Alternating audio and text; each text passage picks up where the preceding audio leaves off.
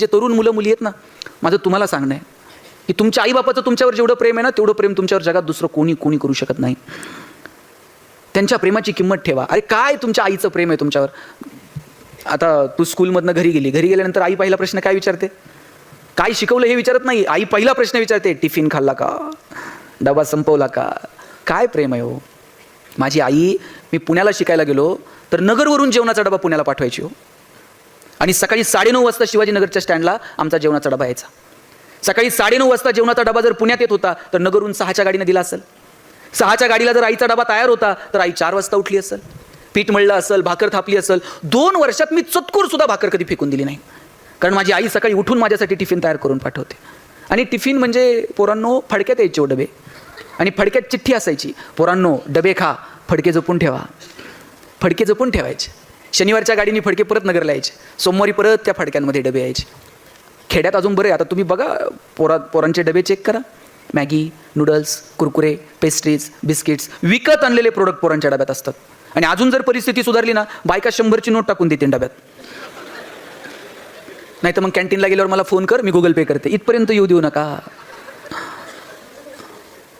त्या नात्यांमधली मजा घेता यायला हवी हो, ते जपता यायला हवं. पोरींनो, तुमच्या बापाचं तर तुमच्यावर इतकं प्रेम असतं, तुम्ही जन्माला आलात ना त्या दिवसापासून बाप तुमच्या 2 गोष्टींचा विचार करतो. एक तुमचं शिक्षण आणि दुसरं तुमचं लग्न. बापाचं पोरावर प्रेम नाही, त्याच्यापेक्षा थोडं तरी जास्त प्रेम पोरीवर असतं.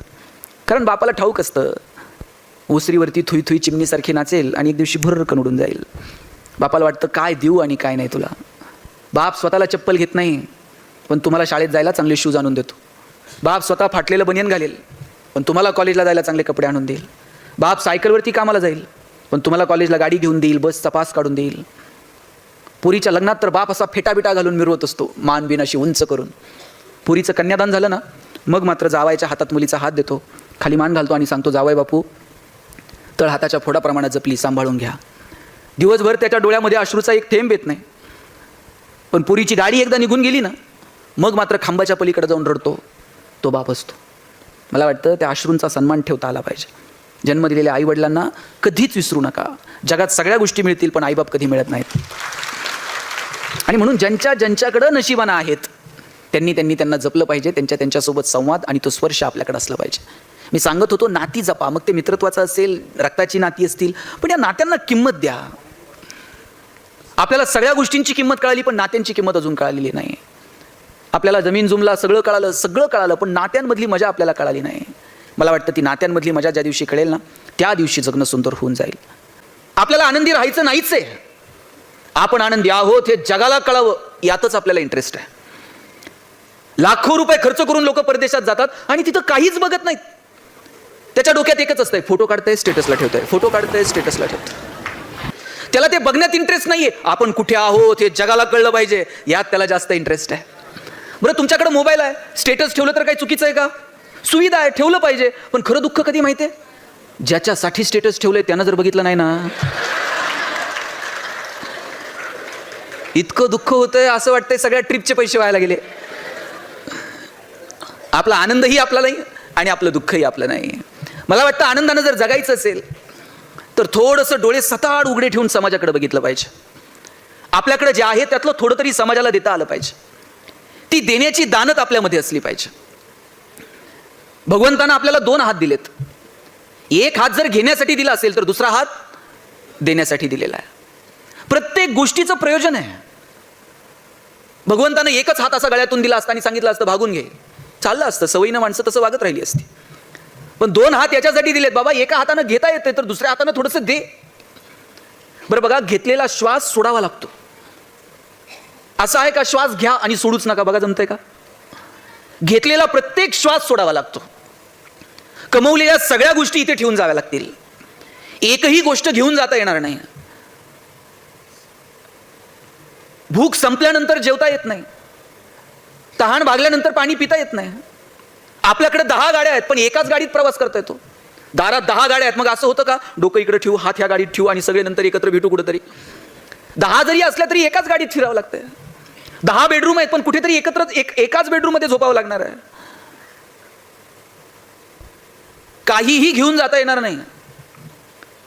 याचा अर्थ असाही नाही की तुम्ही कमवू नका. मी तर म्हणतो जेवढं कमवता येईल तेवढं कमवा.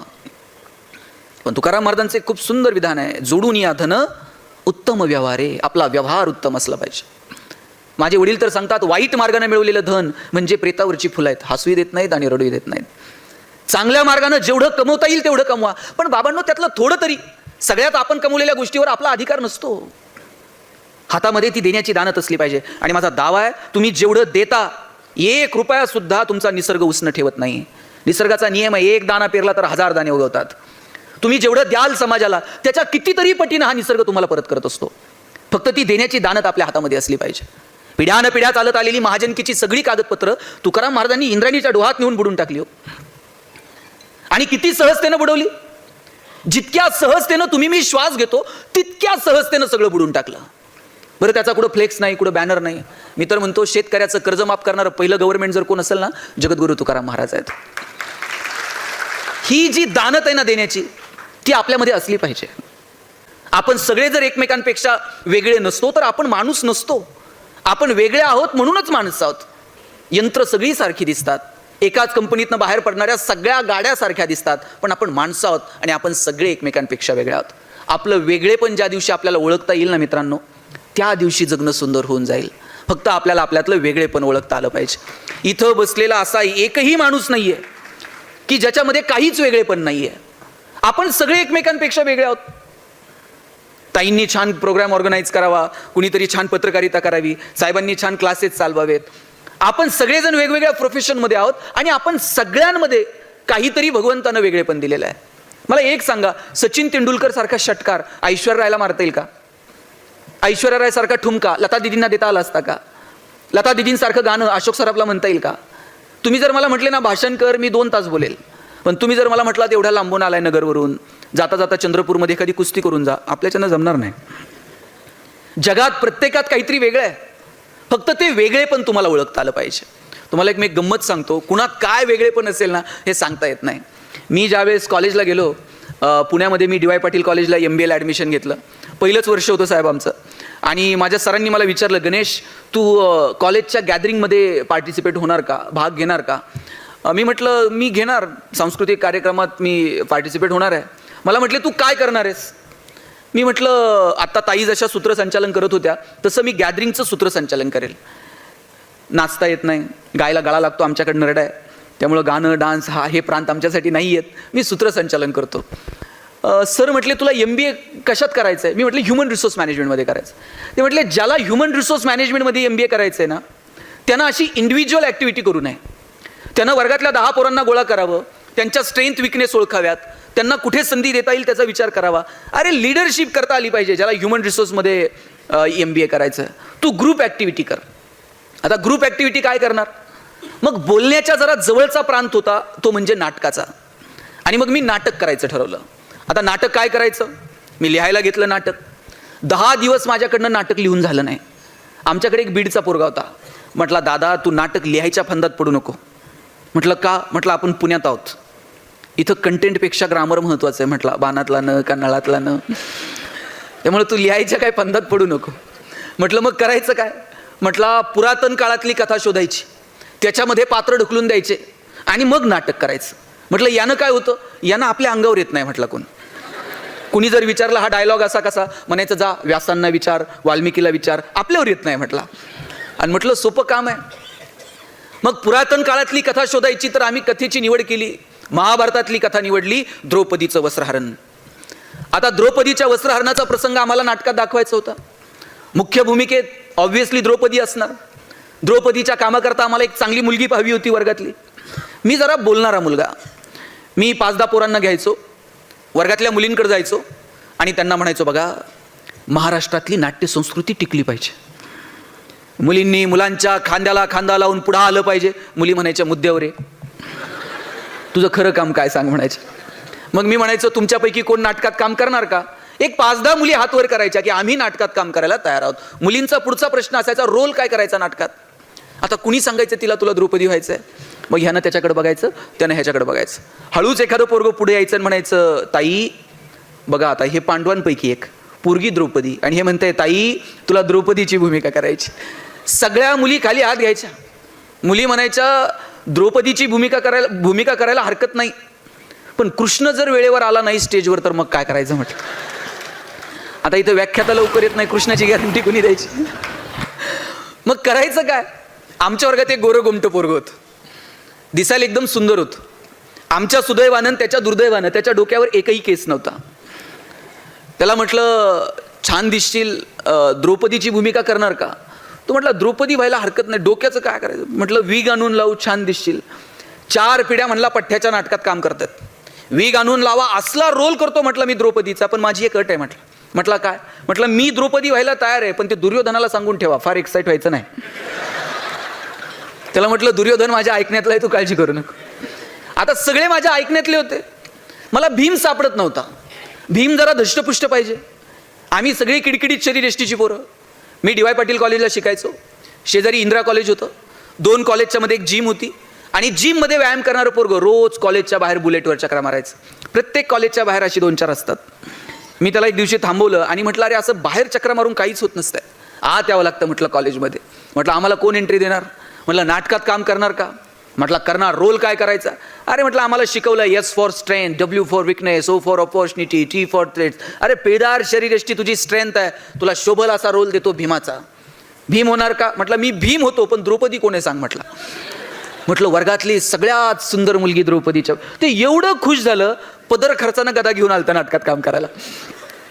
आता मला सगळे कॅरेक्टर सापडत होते. मला 5 पांडवांपैकी 1 जण कमी पडत होता. आमच्या वर्गात एक पहिल्या वाकावर बसणारं पोरगं होतं, ज्यानं आयुष्यात अभ्यास सोडून दुसरा उद्योग केला नाही. कायम अभ्यास. सर बघा प्रत्येक क्लासमध्ये असेही 2-3 असतात, ते 100 पैकी 99 पडले ना तरी त्यांना करमत नाही. ते एकासाठी हुज्जत घालणार, ते शिक्षकांकडे येऊन भांडणार. कधी मैदानावर क्रिकेट खेळायला जाणार नाही, कधी पिक्चरला जाणार नाही. आम्ही त्याला पिक्चरला घेऊन जायचो. 2 वर्षात त्याला शिट्टी वाजवता आली नाही. त्याला हेवा वाटायचा शिट्टी वाजवता आली पाहिजे. ते 1 रुपयाची शिट्टी घेऊन यायचं पिक्चर येताना, आणि खूप मोह झाला की असं खाली वाकून शिट्टी वाजवायचं. पडद्याकडे बघून सुद्धा त्यानं कधी शिट्टी मारली नाही. आम्ही त्याला म्हणायचो पडद्यावरच्या कलाकारांना नाही कळत कोण शिट्टी मारतंय, मान तर वर कर. पण मान वर करून कधी बोलला सुद्धा नाही.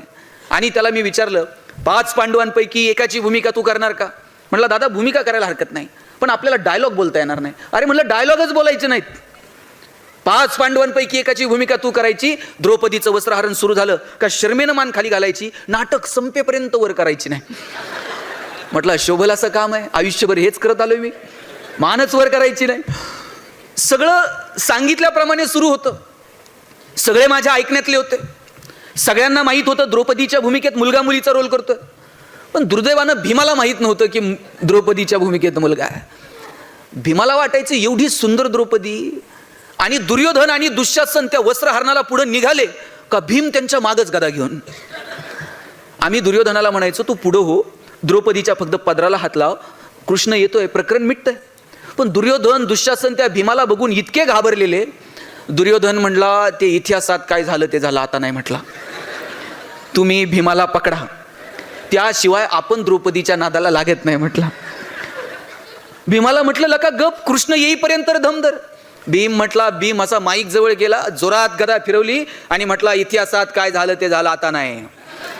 जोपर्यंत हा पठ्ठ्या स्टेजवर आहे आणि आपल्या हातात गदा आहे तोपर्यंत द्रौपदीचं वस्त्रहरण होत नसतंय म्हटला. आता स्टेजच्या मागं कृष्ण घामाघूम झालेला. कृष्णाला म्हटलं तू तर स्टेजवर आहे, तू आल्यावर तर प्रकरण मिटतंय. कृष्ण म्हटला मागे काय झालं ते झालं. ते भीमाची गदा खरी असल्या कारणानं आणि आमचं सुदर्शन चक्र थर्माकॉलचं असल्या कारणानं म्हटलं समोरासमोर काही लढाई होऊ शकत नाही. आता आमच्यामध्ये दुर्योधनाची तब्येत जरा बरी होती. आम्ही म्हटलं दुर्योधनाच्या मदतीनं भीमाला पकडू. साहेब आता आपण बघतो हल्ली कुणी कुणाची मदत घेता, आम्ही दुर्योधनाची घेतली म्हणून काय झालं. आम्ही दुर्योधनाच्या मदतीनं भीमाला पकडायला गेलो आणि भीमानं जी गदा फिरवायला सुरुवात केली ती फिरवता फिरवता चुकून द्रौपदीच्या विगमध्ये शिरली. त्याला म्हटलं आता शिरली तर शिरू दे, उचलू नको. त्याला राहावे ना, त्यानं जी गदा उचलली द्रौपदीचा विग एकीकडं, द्रौपदी एकीकडं. सगळं टक्कल दिसायला लागलं, सगळं सभागृह हसायला लागलं. मला तर इतकं वाईट वाटलं. म्हटलं पहिलं कॉलेज, पहिलं वर्ष, कॉलेजचं पहिलं गॅदरिंग, नाटकाचा कार्यक्रम झाला. आमच्या चौघांच्या माना शर्मेनं खाली गेल्या आणि आश्चर्य असं आत्तापर्यंत ज्याची मान खाली होती त्यानं वर बघितलं. बरं त्यानं इकडं तिकडं बघायचं तर द्रौपदीकडे बघतंय. त्याला कळेनाच नाटकात काय चाललंय. त्याला सांगितलं होतं नाटकात एक शब्द बोलायचा नाही. ते माईक जवळ गेला आणि म्हटला द्रौपदी तू बालाजीला कधी गेलती म्हटलं. त्या दिवसानंतर कॉलेजमध्ये ज्या ज्या वर्षी नाटक झालं त्या वर्षी हे पोरग लीड रोलला असायचं आणि आम्ही 2-4 जण ते सांगन तेवढंच बोलायचं, ते सांगन तेवढंच ऐकायचं. आपण सगळे एकमेकांपेक्षा वेगळे आहो. किती दिवस मानाखाली घालायच्या. कधीतरी अशी मान उंच करून आपण बघितलं पाहिजे की अरे आम्ही पण काहीतरी वेगळे आहोत. आपल्याला आपल्यातलं वेगळे पण सापडलं ना, मग जगणं सुंदर होऊन जातं.